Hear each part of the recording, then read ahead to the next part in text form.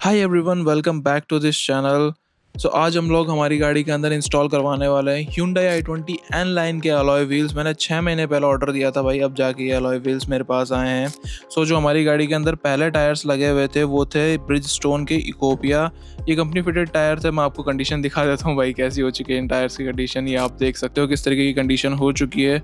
तो भाई main reason यही है अलॉयज़ डलवाने का, क्योंकि हमारे गाड़ी के अंदर लगे हुए हैं स्टील रिम्स, और स्टील रिम्स का तो आपको पता ही है, थोड़ा सा भी अगर खड्डे में गाड़ी चली जाए तो इनके अंदर बैंड आ जाता है। फिर आप चाहे कितनी भी अलाइनमेंट करा लो, कुछ भी करा लो, कोई फ़र्क नहीं पड़ता है।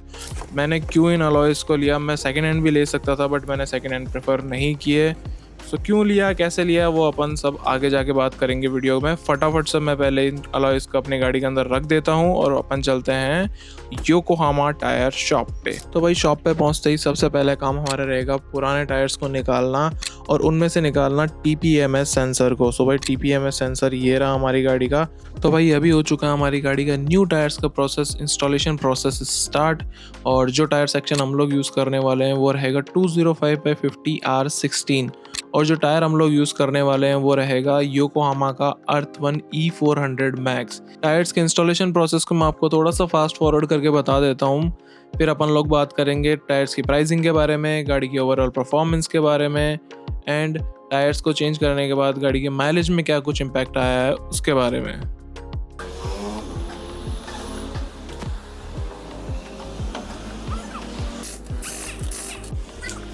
तो भाई फाइनली हमारी गाड़ी के अंदर जो है टायर्स एंड अलॉयज़ इंस्टॉल हो चुके हैं और मैं अभी आपको लुक्स दिखाता हूँ भाई। चेकआउट करो कितने प्यारे लग रहे हैं भाई इन टायर्स पे। अलॉयज़ बहुत अच्छे लग रहे हैं।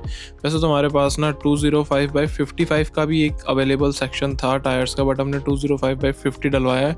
205/55 डलवाता तो ये देखो बहुत ज़्यादा बाहर निकलते हुए दिखते हैं, बट अभी जो है एकदम प्रॉपर दिख रहे हैं गाड़ी के अंदर और लुक्स भी एकदम बढ़िया आ रही है गाड़ी की।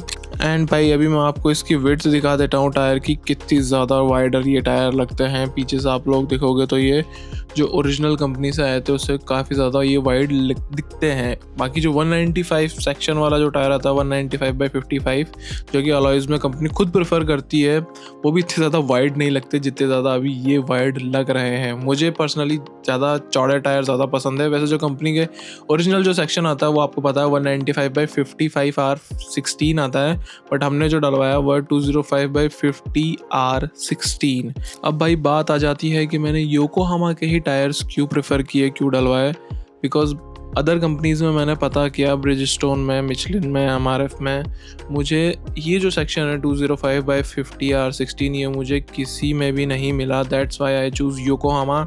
एंड मुझे पर्सनली योकोहामा की जो टायर की डिज़ाइन है वो मुझे काफ़ी ज़्यादा अच्छी लगती है। एंड योकोहामा की जो टायर की लाइफ है भाई वो आप पूछो ही मत। लाइफ लॉन्ग टायर चलते हैं भाई, 5-5 साल बाद भी इनका जो रबर है टायर का वो सूखता नहीं है। एंड स्पेशली योकोहामा के अंदर आपको 5 साल की अनकंडीशनल वारंटी मिलती है। That's why I choose Yokohama. तो भाई अब बात आ जाती है मैंने स्पेसिफिक यही अलॉयज़ क्यों चूज़ किया मेरी गाड़ी के लिए। तो भाई आपको भी पता है मार्केट के अंदर बहुत सारे अलॉय व्हील्स अवेलेबल है। इवन अगर मैं इन्हीं अलॉयज़ को बाहर मार्केट के अंदर लेना चाहूँगा तो मेरे पास सेकेंड हैंड भी अवेलेबल है, बट मैंने इन अलॉयज़ को कंपनी से ऑर्डर किया। और भाई कंपनी से ऑर्डर करने में ना मेरी हालत ख़राब हो गई। मैं आपको क्या बताऊँ, मैंने अक्टूबर के अंदर अलॉयज़ का ऑर्डर लगाया था और जहाँ से मैंने पहली बार अलॉयज़ का ऑर्डर लगाया था वहाँ से सिर्फ़ और सिर्फ मेरे पास एक ही अलॉय अवेलेबल था। उन्होंने 2 महीने के अंदर मुझे सिर्फ एक अलॉय ला के दिया। एंड देन फिर मैंने दूसरी जगह से ऑर्डर लगवाया और दूसरी जगह से ऑर्डर लगवाने के बाद कहीं जाके मुझे बाकी के 3 अलॉयज़ मिले। दूसरी जगह पे मैंने ऑर्डर लगाया तो भाई मुझे 4 महीने का उन्होंने एक्स्ट्रा टाइम लिया, और जो पहले मैंने ऑर्डर किया था उसका 2 महीने का टाइम लगा था, उसमें सिर्फ मुझे एक अलॉय मिला था। ओवरऑल अगर आप कैलकुलेट करोगे तो 6 महीने बाद मुझे ये अलॉयज़ मिले। मैं आपको बता देता हूँ भाई, अगर आपको हुंडई का कोई सा भी पार्ट ऑर्डर करना है तो बाहर के पार्ट के शॉप से कहीं से भी ऑर्डर मत करना।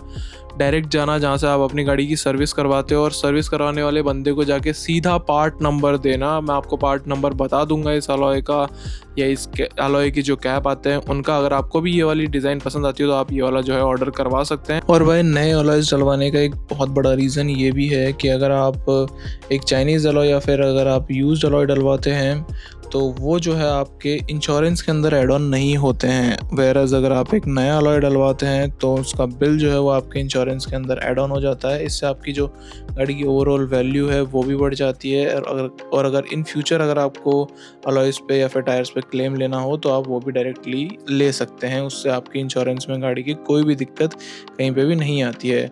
मैं आपको ये पार्ट नंबर दिखा देता हूँ। ये तो हमारी गाड़ी का अलॉय का पार्ट नंबर, और जो कैप का पार्ट नंबर है मैं आपको नीचे डिस्क्रिप्शन के अंदर मेंशन कर दूंगा। फिलहाल अपन चलते हैं गाड़ी के अंदर और इन टायर्स की परफॉर्मेंस के बारे में बात करते हैं।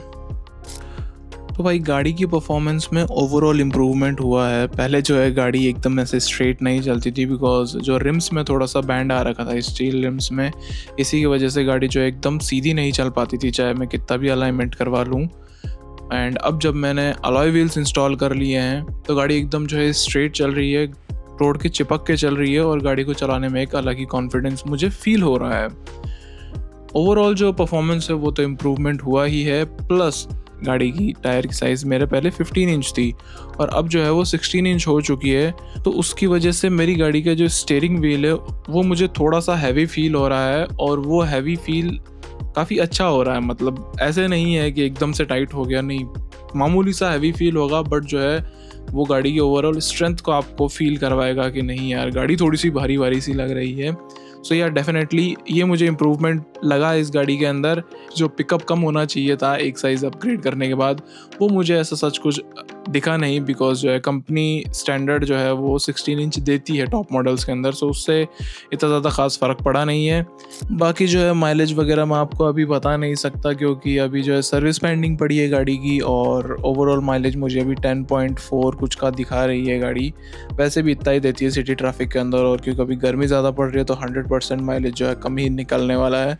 सो माइलेज के लिए मैं आपको एक अलग से स्पेसिफिक वीडियो बना के दिखा दूंगा। बाकी यार हमने और भी काफ़ी सारे मॉडिफिकेशंस कर रखे हैं हमारी गाड़ी के अंदर, जैसे कि अंदर एम्बियंट लाइट लगा रखी है।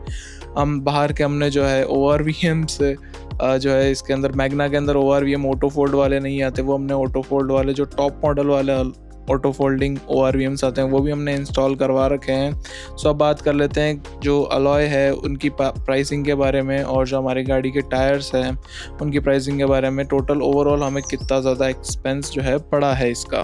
जो ऑल 4 टायर्स हैं वो हमें कॉस्ट किए हैं अराउंड 36,000 रुपीज़ के, प्लस इसके अंदर जो एयर भरने वाला नोज़ल होता है वो 500 per piece, so 2,000 rupees for them.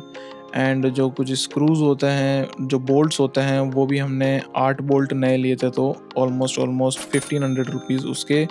So overall हमें ऑलमोस्ट 39,000 रुपीज़ टू 40,000 रुपीज़ हमें टायर्स के कॉस्ट हुए हैं। बाकी बात कर लेते हैं अलॉयज़ की, तो जो कॉस्टिंग आई है वो है 32 या 33,000, एग्जैक्टली नहीं पता, मैं आपको डिस्प्ले पे शो कर दूंगा कितने के हमें जो है अलॉय पड़े हैं, कितने के जो हमें अलॉय के कैप्स पड़े हैं। सो ओवरऑल अगर आप देखो तो एक 72 to 75,000 रुपीज़ का हमें टोटल कॉस्ट किया है ये अलॉय प्लस टायर। बाकी भाई इस वीडियो के लिए बस इतना ही, मिलते हैं नेक्स्ट वीडियो के अंदर बहुत ही जल्द, तब तक के लिए ओके टाटा बाय बाय।